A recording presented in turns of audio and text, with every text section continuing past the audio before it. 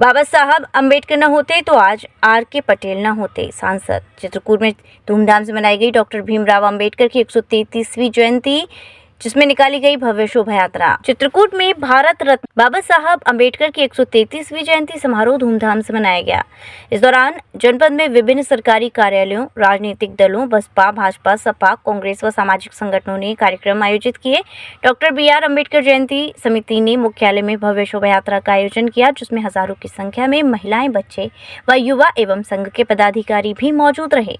शोभा यात्रा में डॉक्टर भीमराव अंबेडकर की आदमकद प्रतिमा व भगवान बुद्ध की प्रतिमा आकर्षण का केंद्र रही।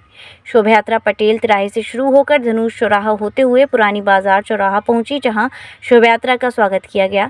इसके बाद शोभा यात्रा घूस मैदान पार्क पहुंची। समारोह का शुभारंभ समिति के संरक्षक एसडीओ इंजीनियर गुरु प्रसाद व जिला पंचायत सदस्य मीरा भारती, कमलेश कुमार ने कैंडल जलाकर किया।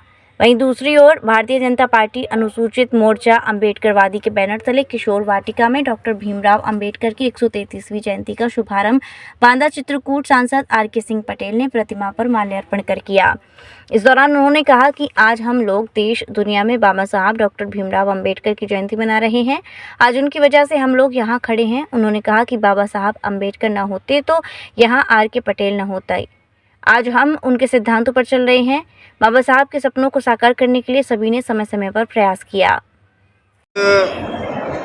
बोधिसत्व बाबा साहब बी.आर. अंबेडकर जी की 133वीं जयंती हम लोग मना रहे हैं और बड़े हर्षोल्लास के साथ यहाँ पर आज पूरे देश में जयंती मनाई जा रही है। लेकिन आज चित्रकूट की इस पावन भूमि पर भी बाबा साहब अंबेडकर की जयंती हम लोग यहाँ पर आज मना रहे हैं।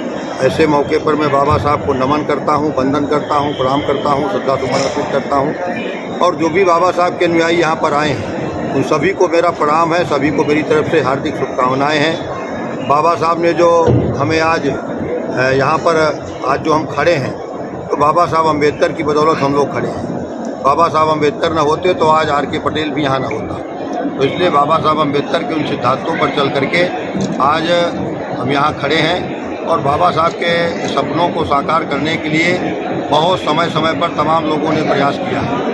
मनोहर कांशीराम साहब ने भी प्रयास किया और उसी कड़ी को बढ़ाते हुए आज हमारे माननीय मोदी जी भी उसी कड़ी को आगे बढ़ा करके वो प्रयास सार्थक कर रहे हैं। बाबा साहब के सपनों को साकार करने के लिए माननीय नरेंद्र मोदी जी भी आज पंचतीर्थ बना करके और बाबा साहब अंबेडकर के उन सारे सपनों को पूरा कर रहे हैं जो बाबा साहब ने अपने तमाम विचारों के आधार पर लोगों को संदेश देने का काम किया। तो आज पंचतीर्थ के साथ साथ अंतिम पायदान पर खड़े व्यक्ति का जो गरीब है उसका उत्थान करना माननीय प्रधानमंत्री जी की गारंटी है कि मैं जाति पाति भेदभाव नहीं जानता, मैं ऊंच नीच छुआछूत को नहीं मानता। और इसी कड़ी में माननीय प्रधानमंत्री जी ने आपने देखा होगा जब माघ मेले के बाद जब जो सबसे अंतिम पायदान पर खड़ा व्यक्ति होता है जिसको लोग छूना दुश्वार समझते हैं, ऐसे सफाई कर्मियों का जो स्वीपर जिनको कहा जाता है उनका पैर धो करके मोदी जी ने एक पूरी दुनिया में देश में एक बाबा साहब के सपने को साकार करने का